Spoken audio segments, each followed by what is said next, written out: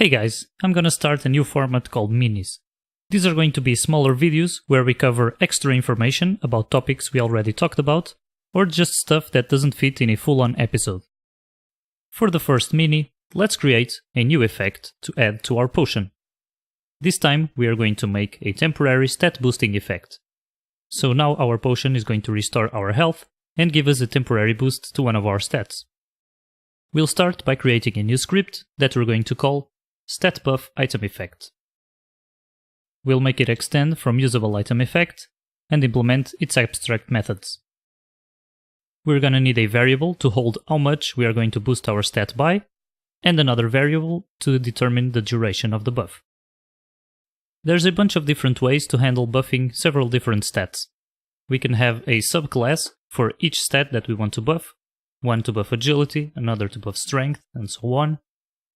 We could also have an enum that we select to determine which stat we want to buff, or we can do as we do in the items and have one variable for each stat, all in the same effect. For now, since this is just for illustration purposes, I'm going to only have the agility variable here. You guys feel free to use this as a base to adapt to whatever your needs are for your games. We can immediately implement the description for this effect, since it's just so easy. In the execute effect, we'll need to go into our character's agility stat and add a new modifier to it. We'll need to import the character stats namespace and then create the new modifier to add to our stat. After doing this, we know that we want to remove this modifier after a certain amount of time has passed. So we should probably store the modifier in a variable first. The most straightforward way that I know of to remove the modifier when the duration is over is to use a coroutine. We'll need to know the character from which to remove the stat modifier, we'll need to know the actual stat modifier to remove, and how long to wait. Then we'll tell the coroutine to yield for duration seconds, and then we remove the modifier. And we can even mark this method as static, because it doesn't depend on any class variables, it just receives all of the variables that it needs as input parameters.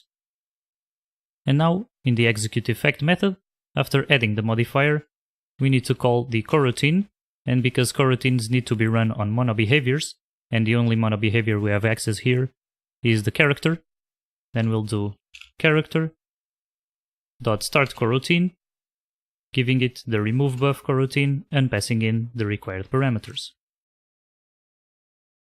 Let's also not forget the create asset menu attribute, and using the menu name variable, we'll give it a name to organize it next to the other item effects. With our new effect implemented, the only thing left to do is create it in the project and add it to our green potion item. We do this by dragging it to the effects list of our green potion. So let's take a look at our item in action with the new effect. We can see that the description now lists both effects, and before we use it, let's select our player here so that we can see itself. By right-clicking on the item, we can see that our player's health has increased to 60, and our agility has now been increased to 16, and the modifier list in the tooltip even lists the +5 from the item. However, our stats display in the character panel did not update the stat to the correct value, and we got an error when we displayed the tooltip. For the error in the tooltip, it's because, once again, when we made this originally, we were only taking into account equipable items, but now that we have more types of items, we can probably use the generic item class instead of equipable item. But to do that, we need to go into the StatBuff effect, and instead of passing this into the source of the stat modifier, we need to pass the parent item. And now, back in the stat tooltip, instead of having to cast the mod.source to equipable item, we'll just cast it to regular item. And we'll also change the error message to match. This fixes our tooltips. As for the stat panel not updating, well, the only place where we are updating the stats panel values is in the character script, by calling statpanel.updateStatValues. We would like to have a way to do exactly that in the StatBuff class, but the stat panel in the character is private.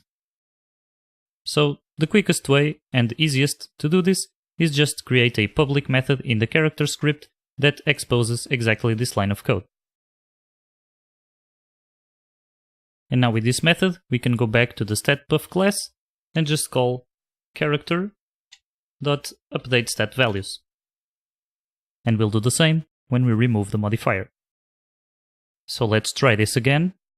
We can see that both our health and our agility in the stat panel has been updated, and even the tooltip now lists the name of the item that granted this bonus as the green potion.